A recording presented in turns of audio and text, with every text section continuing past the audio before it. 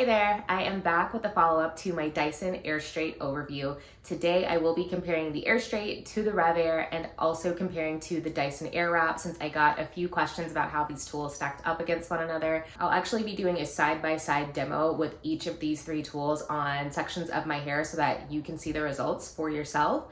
My goal is to help you make a more informed decision about which of these heat styling tools will be best for your needs if you are in the market for any of these products right now. First, I am wetting the back section of my hair and splitting it into 3 equal sections. I have shampooed, conditioned, applied leave-in, and also applied a blowout balm before getting started with this.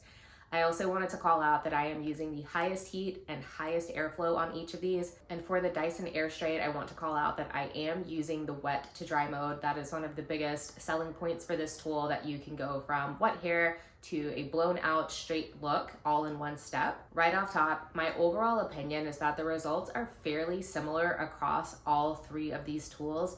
I give a slight advantage to the Dyson Airstrait because I got a smoother result with that, which you will see in the video here. Time-wise, I did each of these sections in under 2 minutes. Both the Dyson Airstrait and the RevAir came in at 1 minute and 45 seconds per section. The Dyson Airwrap was not that far behind. It was, again, still under 2 minutes, 10 seconds longer at 1 minute and 55 seconds. Let me start off with a quick pros and cons list for each of these tools. First up, the Dyson Airstrait. The main pro is that I got the smoothest and sleekest results. That is important, especially if you are going to be flat ironing your hair after. I think that foundation of that smooth, sleek blowout is going to make the rest of that process for like a flat iron or a slope press go that much smoother and get you better results overall.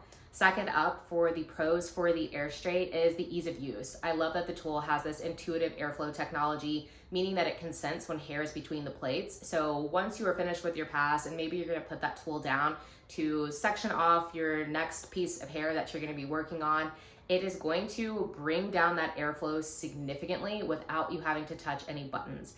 I really like that I don't have to mess with the power button or the airflow button in between, and it really helps with getting through that process of getting through your whole head quickly and as seamlessly as possible. One con that I will call out is that it is slightly heavier than the Airwrap, but it is still lighter and easier to maneuver with that than the RevAir. Okay, next up for the RevAir.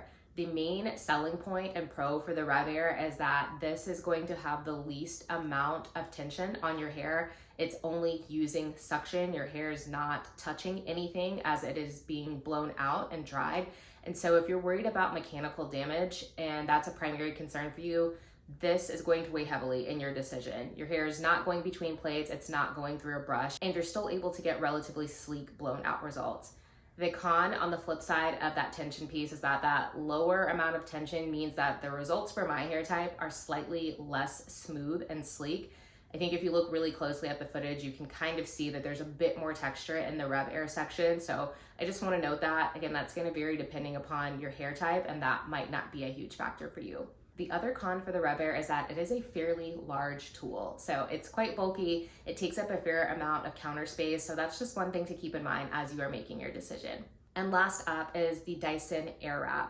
The main pro for this tool is the flexibility, meaning that the tool does multiple things. So in addition to being able to use the tool for a blowout, you can also use it to create curls, and you can also use it to do things like smooth flyaways. I think that's a big selling point and sort of justifies the higher price point for the tool if you were looking for those other features in a hairstyling tool. The main con that I wanted to note for the Airwrap is that it did not do the best job at getting my roots dry and straight compared to the RevAir and the Dyson Airstrait. So that sums up this video. I hope this overview was helpful, and if you have any questions, please drop them down below. Thanks for watching.